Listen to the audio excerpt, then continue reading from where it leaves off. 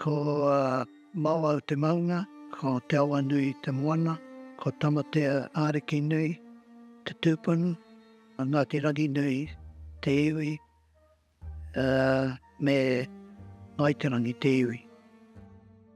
Well, for me, for Kairo, is to maintain the traditions that our old people laid down. Tōne Taiapa used to say that the old style of carving is an abstract art in its own right. What's done by the old people, it's what they laid down in patterns and form, and understanding those patterns and form, because there's a discipline to it.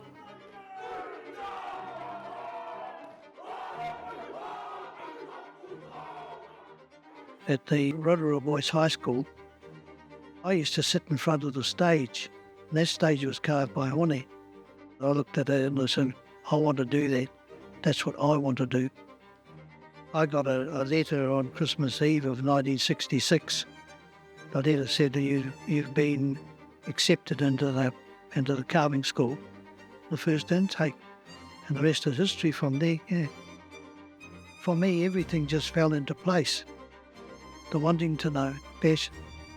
It wasn't just carving for me either, it was things Māori. That's what kept me going.